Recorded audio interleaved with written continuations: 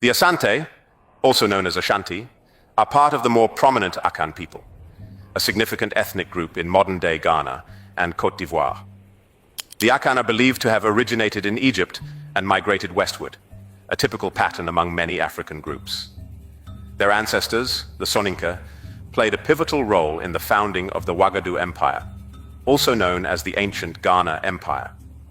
This empire, one of Africa's most powerful and prosperous states at its zenith, was a testament to the Soninka's influence and prowess. Following the decline of the ancient Ghana Empire in the 12th century, some of its people migrated to what is now Ghana, integrating with local communities along their journey. This migration led to the formation of the Akan people. Alongside other groups in West Africa, such as the Malinke and possibly the Wolof, the Akan are thought to have Soninka roots. Asante translates to because of war in the Twi language. It derives from two Twi words, Osa, meaning war, and Inti, meaning because of. This name reflects the origins of the Ashanti Kingdom, which was established to resist and combat the Denchera Kingdom. The variant name Ashanti emerged from British reports, where the pronunciation of Asante was transcribed as Ashanti, reflecting how the British heard and interpreted the word. The Ashanti Confederation, which originated in Asante Manso, was officially established in 1701 under the leadership of King Osei Tutu I. Osei Tutu, the founder of the Ashanti dynasty, introduced a distinctive matrilineal succession system that reflected the strategic acumen of the Asante people. This system was designed to ensure that a mature and capable leader would inherit the throne, especially crucial in times of war. The system aimed to avoid the potential instability of a long regency under a young and inexperienced king by passing the throne to the king's brothers or nephews, rather than his direct descendants. The legend of Osei Tutu's birth is a tale that captivates the imagination. His mother, Manu, was unable to conceive until she sought the aid of a powerful fetish known as O-Tutu. After receiving the fetish's blessing, she gave birth to Osei Tutu. As a youth, he was sent to the court of the king of Denchera, a rival state to the Ashanti, as a hostage and sword-bearer. It was during this time that he had a clandestine affair with the king's sister. This daring act led to his escape and subsequent refuge in Akwamu, where he gained popularity. Upon the death of his uncle, King Obiri Yabua, the Ashanti nobles summoned Osei Tutu to return and lead them. Traveling north from Akwamu to Kumasi with an armed party and ample ammunition, he was greeted with great joy and was proclaimed King of the Ashanti. Osei Tutu's reign marked the beginning of a new era for the Ashanti, highlighted by the Ashanti-Denchera War between 1699 and 1701. During the Ashanti-Denchera War, Osei Tutu, with the strategic guidance of Komfo Anorchi, a renowned priest he met at the Denchera court, led the Ashanti to a resounding victory over the Denchera, who had once dominated them. Komfo Anorchi's profound spiritual and political wisdom made him an invaluable advisor to Osei Tutu. One of his first symbolic acts was planting a kuma tree, prophesying that as the tree thrived, so would Osei Tutu's power. This act was so significant that the capital city was named Kumasi, meaning under the kuma tree. Komfo Anorchi is also credited with creating the golden stool, an enduring symbol of unity and sovereignty for the Ashanti people.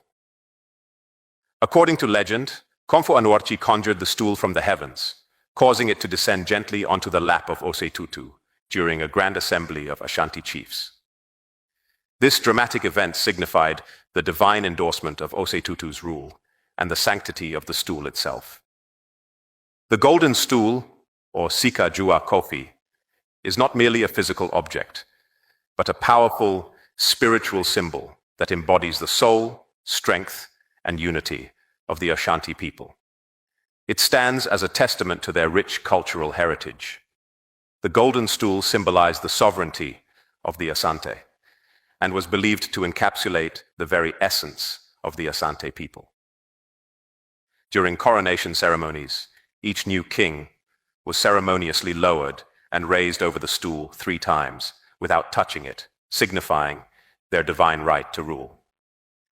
This ritual underscored the stool's importance as a symbol of the king's legitimacy and the unity of the Ashanti Kingdom. Osei Tutu enlisted the Akwamu soldiers who had accompanied him back to Kumasi, recognizing their expertise in modern firearms and successful tactics from their own conquests. The Akwamu, like the Denchira, had long adapted to using firearms in warfare, which contributed to their military successes. The Ashanti army was trained in the Akwamu strategic doctrine, which emphasized the encirclement of the enemy. The Ashanti Empire's army was meticulously organized into 6 divisions, each with various subdivisions, based on traditional Akan military systems, such as the Akwamu army. The divisions included scouts, Akuansrafo, an advance guard, Twafo, the main body, Adonten, a personal bodyguard, Jasi, a rear guard, Chidam, and 2 wings, left Benkum and right Nifa. Each wing was further divided into right half and left half. This structured organization allowed Ashanti generals to maneuver their forces with flexibility. Scouts, often professional hunters, were responsible for reconnaissance and pursuit operations, using their marksmanship to snipe at enemy forces and employing tactics to draw out enemy positions. The advance guard could serve as stormtroops or bait, while the Jasi protected the king and high-ranking nobles. The rear guard functioned for pursuit or as a reserve, and the wings facilitated encirclement tactics or rear strikes. Ashanti soldiers were also kept in line by sword-bearers who whipped those attempting to flee. They were taught to memorize the saying, if I go forward, I die. If I flee, I die. Better to go forward and die in the mouth of battle. This rigorous organization and discipline made the Ashanti army a formidable force in battle. The Ashantis have a famous saying, Wokum apem apem behba, which means, if you kill 1,000, 1,000 more will appear. This exemplifies the warrior spirit of the Ashanti army. By the early 19th century, Britain had established trading posts on the Gold Coast, initially believing they were on Fante land and paying rent to the Fante tribe. However, the Asante considered the Fante their subjects and demanded that the rent be paid to them instead, sparking the First Anglo-Ashanti War in 1823. General Sir Charles McCarthy led a British and Fante force into Asante territory. McCarthy's forces camped by a tributary of the Pra River, awaiting reinforcements from other groups. At dawn, they were confronted by an imposing Ashanti force of around 10,000 warriors. To exaggerate the size of his force, McCarthy played God Save the King. This was met with the ominous sound of Ashanti war drums, signaling the inevitability of battle. The Ashanti tried to cross the Pra River by felling trees and building makeshift bridges. The British responded with gunfire, but soon ran low on supplies and ammunition after successive waves of Ashanti attacks. Launching a fierce assault that the British could not withstand, the Asante overwhelmed the British lines. McCarthy was killed during the confrontation. Sporadic fighting continued until 1831, ending with a treaty establishing the Pra River as the boundary between British and Ashanti territories. A similar dispute in 1863 to 1864 led to a second war. This time the British force, hampered by the rainy season, withdrew after a series of inconclusive skirmishes. The conflict ended in a stalemate, but tensions remained high. The most significant conflict between the Ashanti and the British occurred from 1873 to 1874, triggered by the sale of Dutch trading posts on the Gold Coast to Britain in 1871. Unlike the British, the Dutch had always considered themselves guests of Kumasi and paid ground rent directly to the Asante. The British takeover of Dutch trading posts meant the Ashanti lost access to the sea and the ability to import guns and gunpowder. As Ashanti king, Kofi Kakari, mobilized his army, the British, under the leadership of General Garnet Joseph Wolseley, prepared for a decisive confrontation. An expeditionary force was assembled, demonstrating their determination to end Ashanti's resistance. Wolseley's troops, including the Black Watch Regiment, a battalion from the Rifle Brigade, and West Indies regiments, marched through the dense rainforest, building roads and bridges as they advanced, showcasing their strategic planning. On January 31st, 1874, Wolseley's forces clashed with a large Ashanti army at Moafo. The battle was fierce, with British troops advancing in a parallelogram formation, utilizing rocket tubes and artillery. Despite suffering heavy casualties, the Ashanti temporarily disrupted British supply lines. Eventually, the British prevailed and entered Kumasi on February 4, 1874, looting and burning the capital before retreating. The Treaty of Fomena was subsequently signed, allowing free trade and imposing a heavy indemnity on the Asante. Wolseley's victory, though seeming inconclusive, marked the beginning of the end for the Ashanti Empire. The kingdom's tributary states disappeared, and internal divisions weakened its ruling class. By the early 1890s, Ashanti had become a virtual ward of Britain, a stark change from its once powerful and independent status, evoking a sense of loss and change. In 1895, the British moved to occupy Ashanti territory. King Prempeh I, who had ordered his people not to resist, was deposed and exiled to the Seychelles in 1896.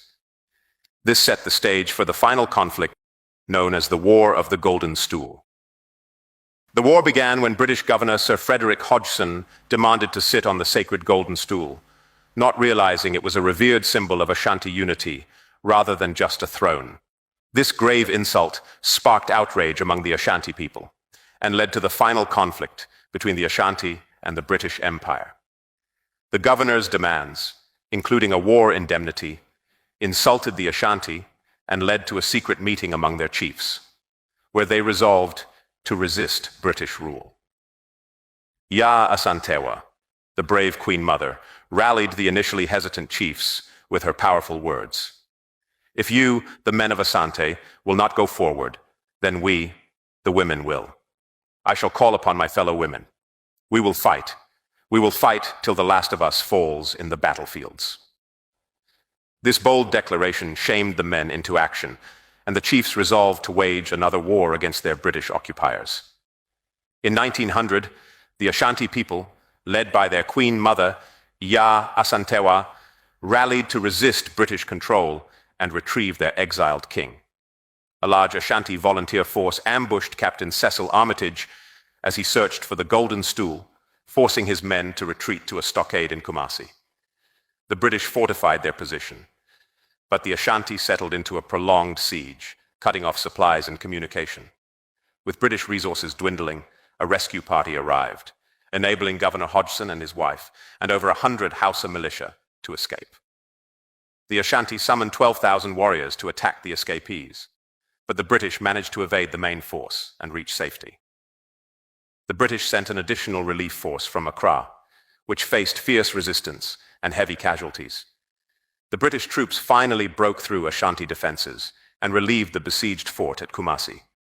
The British garrison at Kumasi managed to fend off further Ashanti attacks with effective use of artillery.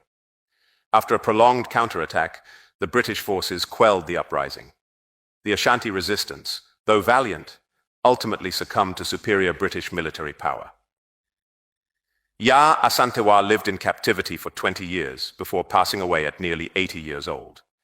3 years after her death, King Prempeh was allowed to return to Asante and ensured that Ya Asantewa's remains were repatriated. The Golden Stool, Sikadwa Kofi, has remained with the Asante people to this day. The royal mother of Ejisu, Ya Asantewa, is celebrated throughout Ghana as a true symbol of resistance to colonial invasion. The last Anglo-Ashanti War is named the War of Ya Asantewa in her honor. The aftermath of the war left the capital, Kumasi, in ruins, including the destruction of the mausoleum of the Asante kings. The king of the Asante is still one of the most prestigious in Africa, even if he has lost many of his political powers. The 19th century Asante gold mask is a remarkable artifact representing the high level of craftsmanship and rich cultural heritage of the Asante people of Ghana. An intricately crafted gold spider from the Asante Empire, this piece reflects the skilled metalwork and symbolic artistry of the Asante people. It is housed in the Dallas Museum of Art, illustrating the cultural significance and creativity of this West African empire. A finely crafted chest from the Asante Empire, this artifact showcases the elaborate design and exceptional craftsmanship characteristic of Asante artisans. Displayed at the Victoria and Albert Museum, it offers a glimpse into the artistic heritage and daily life of the Ashanti people.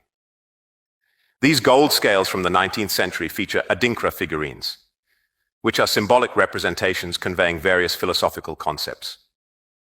The golden seat and stool are significant symbols of the authority and power of the Asantehene, the ruler of the Asante Empire. The design of the stool, which is also found in the kingdom of Dahomey, modern-day Benin, bears a striking resemblance to one of the thrones of the Egyptian pharaoh Tutankhamun. This connection underscores the cultural exchanges and similarities between different African civilizations. The prosperity of the Asante Empire was built on the exploitation of its abundant gold mines, which were so rich that their wealth seemed limitless. Large gold nuggets were reserved for the royal treasury, while gold dust was distributed among the people. This practice is similar to the ancient kingdom of Ghana.